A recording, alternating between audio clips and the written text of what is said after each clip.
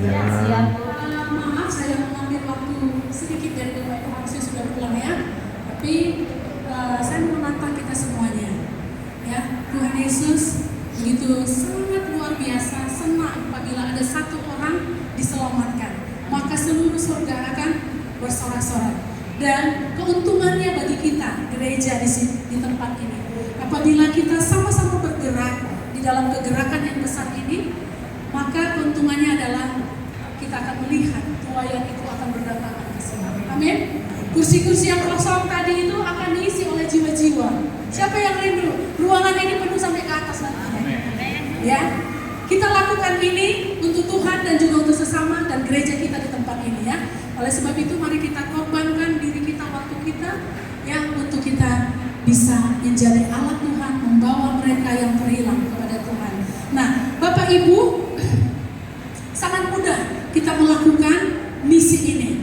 Ya, ini akan dilakukan di seluruh kota Medan dan sekitarnya. Ya, sampai ke Bangka-Banjahe kemarin dari berbagai tempat yang ada di Provinsi Sumatera Utara mewakili datang, dan saya mewakili Lubuk Pakam, dan kita mau adakan kegerakan yang luar biasa ini, dan kita nggak mau GKN tertinggal. Nah, kemarin memang dari gereja kita tidak bisa ikut ya, tidak hadir. Jadi saya mau berbagi. Ya, bersyukurlah karena di gereja saya belum mulai, tapi di sini sudah. Saya pikir ini momen yang sangat tepat. Saya jadwal khotbah di sini, saya bagikan ini kepada Bapak Ibu. Nah, caranya bagaimana Bapak Ibu? Ini nanti di sini ada apa namanya ini ya? Apa kalau saya bilang ini? Traktat lah boleh kita bilangnya. Traktat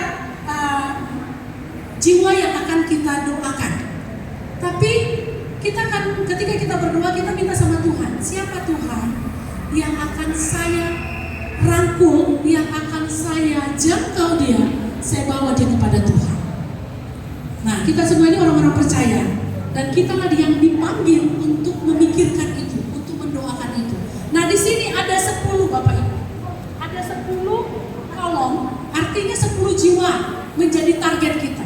Bayangkan kalau satu orang di sini ada berapa kira-kira? Ada 20 ya.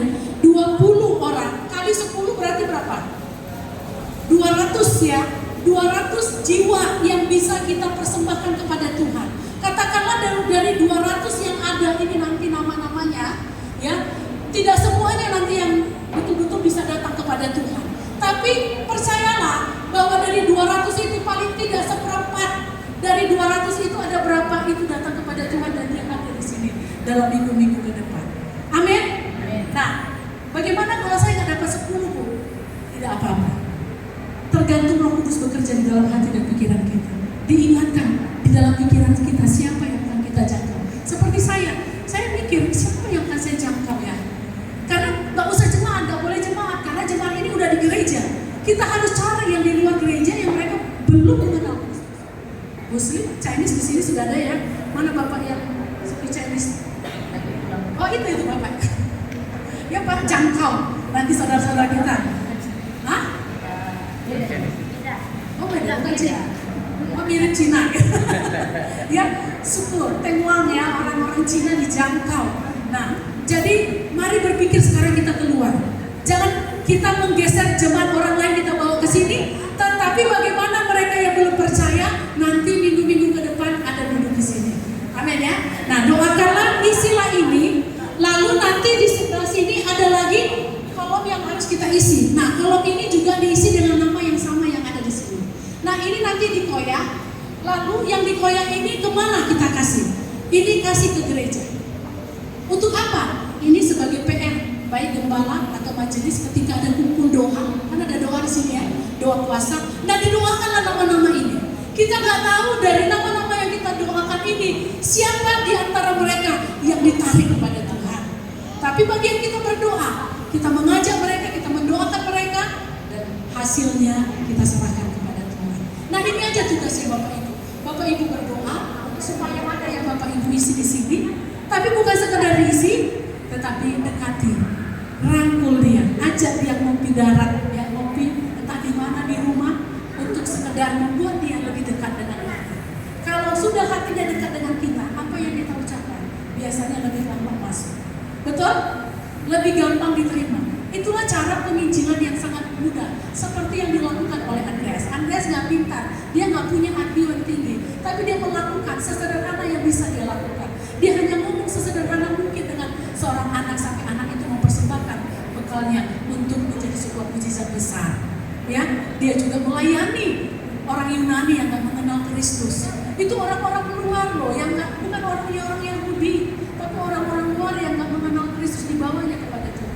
Dan kita juga diinginkan oleh Tuhan untuk juga bisa seperti Andreas. Nah, nanti ini diisi, yang di sebelah sini ini dikoyakkan, lalu kasih kepada majelis atau gembala sidang untuk sama-sama didoakan. Nah, yang ini bagaimana? Dibuat tidur oleh kita? Enggak. Di rumah pun kita, di rumah masing-masing setiap hari bangun tidur, doakan nama-nama itu, sampaikan kepada Tuhan supaya dia diselamatkan. Kita nggak tahu, nggak usah merancang-rancang bagaimana caranya dia nanti bisa jadi orang Kristen, dia menjadi orang yang diselamatkan. Itu sudah menjadi urusan Tuhan. Kita tanpa terduga, seperti yang saya bilang tadi, salahnya saya nggak kenalkan Kristus. Tapi orang itu yang Tuhan utus kepada saya, bukan saya karena saya pegang penyakitnya dia sembuh, tapi karena Tuhan. Dia percaya Tuhan, dia datang kepada saya, ini tolong doakan saya. Saya dengar Tuhan Yesus bisa sembuhkan. Oh ya, saya akan doakan. Waktu itu terkejut, kenapa orang Kristen ini yang minta sama saya, bukan saya yang datang mau doakan dia. Saya doakan, saya lupa, tapi dia datang, ini sudah pada lagi, bengkak di sini dan lagi. Kemana penyakitnya? Sudah sembuh. Ibu lupa, ibu udah berdoa dengan saya kepada Tuhan Yesus. Dia bilang seperti itu. Tapi saya tidak lanjutkan dengan menantang dia untuk percaya Yesus, dan ini menjadi PR saya. Bapak Ibu, di sekitar kita ini tanpa kita sadari, kadang-kala Tuhan itu kirim jiwa-jiwa untuk kita selamatkan, tapi kita kurang peka. Ya kan? Kita kurang sadar kesempatan itu. Hidup ini adalah kesempatan. Jika kesempatan masih ada, jangan hanya sibuk memikirkan dunianya kita sendiri, tapi fokuslah kepada apa yang ada di dalam hati Tuhan. Hati Tuhan adalah bagaimana semua orang diselamatkan. Amin. Bapak Ibu mau menjadi bagian besar di medan ini untuk menjangkau jiwa-jiwa? Amin. Nah, nanti tanggal 25, tanggal 26, 2 hari ini, ya, di stadion olahraga Pancing, Jalan Pancing yang gedung olahraga itu. Nah, di sanalah kita akan mengadakan event besar ini. Jadi tim dari Amerika itu ada sekitar 100 orang lebih, dan memang kemarin dibilang rahasia, tapi saya sampaikan saja bahwa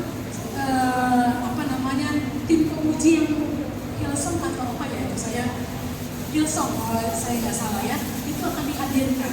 Ya, pemain musik gerejawi yang the best di Amerika dibawa ke sini, dan kita akan menyaksikannya satu pesta rohani yang sangat luar biasa akan hadir di kota kita. Belum pernah hadir di Indonesia ini, di mana-mana, dan di kota Medan Tuhan memberi kesempatan untuk bisa dilaksanakan pembangunan rohani yang luar biasa, yaitu bagaimana orang-orang dibawa kepada pertobatan, yang dilayani oleh Bapak Pendeta Billy Graham, adalah cucu daripada Billy Graham.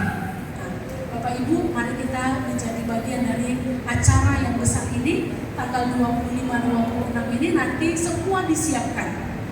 Bus yang sebanyak apapun, apabila banyak di sini nanti jiwa-jiwa yang baru mau ikut ke sana, ya, karena mereka menyaksikan di Vietnam, di negara-negara lain, mereka yang datang itu adalah ateis, mereka yang datang itu adalah orang-orang yang mengenal Tuhan. Tapi ketika mereka mendengarkan firman Tuhan, mereka bertobat, mereka menangis. Dan hal yang sama juga kita rindukan terjadi di Indonesia, terjadi di Medan ini. Jadi bahwa nanti sebanyak mungkin jiwa-jiwa kita bawa ke sana, lalu di sana kita akan menyaksikan, ya, hal-hal yang ajaib yang Tuhan kerjakan. Dan untuk segala fasilitas transportasi, makanan dan lain sebagainya nanti disiapkan. Dan untuk para kita konselor yang bersedia untuk menjadi perpanjangan tangan Tuhan menjangkau jiwa, akan ada persiapan-persiapan yang akan dilakukan untuk mempersiapkan kita menjadi konselor-konselor. Mungkin yang kita konselingkan ini, ya, konseling kita ini bukan orang yang kita kenal, bisa saja orang dari tempat yang lain, tapi kita ada di samping mereka dan kita membawa mereka kepada Tuhan. Jadi nanti ada pelatihannya. itu akan menyusul pemberitahuannya kepada kita di sini. Bapak Ibu bersedia menjadi konselor? Amin. Amin. Ya. Adik-adik ini pun bisa umur berapa? 18. 14. Oh ya, belum bisa ya. Dia umur 15 tahun ke atas. Tapi bisa jangkau kawan-kawannya, doakan ya. Yang belum percaya Yesus didoakan supaya percaya Yesus. Buat nama di sini, kalau kawan-kawannya mau, boleh juga diajak ke sana supaya mereka melihat ya keajaiban Tuhan. Ya, baik, itu saja yang mau saya sampaikan. Nah, Bapak Ibu, ini akan saya berikan kepada masing-masing kita semua pelayan Tuhan di sini, dan mulai nanti dikumpulkan kepada Ibu Gembala ya. Dikumpulkan kepada Ibu Gembala dan sama-sama mendoakannya di rumah juga, masing-masing mendoakan orang-orang yang telah Tuhan taruh di dalam pikiran kita. Siapa nama orang-orang yang pernah kita jangkau itu? Saya akan berikan ini nanti follow-up-nya nanti saya langsung kepada Ibu Gembala ya. Jadi ini akan saya berikan, tolong dibagikan siapa yang saya mulai ini, tolong dibagikan satu orang satu. Bapak Ibu nggak usah pusing, nanti saya akan menemukan 10 nama apa. Siapa yang Tuhan taruh di hatimu, di pikiranmu, tuliskan di situ dan doakan dan dekati dia. Dan kasih tahu tanggal 25, 26 ada sebuah acara yang spektakuler. Bilang aja begitu, apalagi kau Islam. Udah dengar nama Yesus pasti lo anti. Tapi ketika kita bilang, ayo ada acara, ada event di tanggal 25, 26 bulan 6 ini, siapkan ya, kosongkan jadwal di situ ya, ada acara besar. Nah, seperti itu aja. Nggak susah ya, cuma bilang begitu. Tapi kita diam-diam sudah berdoa untuk orang itu supaya Tuhan bekerja di dalam hatinya. Hari itu juga pada saat itu nanti dia terima Tuhan Yesus. Amin ya. Ya punya, udah mulai ya. Kira-kira dipikirkan, dipertimbangkan, didoakan orang-orangnya. Keluarga pun boleh, tapi jangan keluarga inti. Saya tahu ya, aku udah punya keluarga di sini sudah lengkap melayani ya. Jadi yang di luar sana. Jadi itu saja yang mau saya sampaikan sebagai pemberitahuan kepada kita untuk kita akan melaksanakan program penginjilan yang akbar atau kami sebut dengan perayaan kasih. Jangan bilang KKR lah, tapi bilang ada perayaan kasih di gedung olahraga Mancing ya, perayaan kasih. Oke Bapak Ibu, bilang ya perayaan kasih, jangan bilang KKR karena terlalu sensitif itu bagi orang-orang yang bukan Kristen. Itu saja. Terima kasih, Tuhan berkati. Tapi saya perlu kita sebentar foto sebagai dokumentasi. Saya sudah dipilih menjadi trainer, salah satu trainer. Jadi ini perlu dokumentasi setelah saya sampaikan. Puji nama Tuhan. Shalom. Di mana kita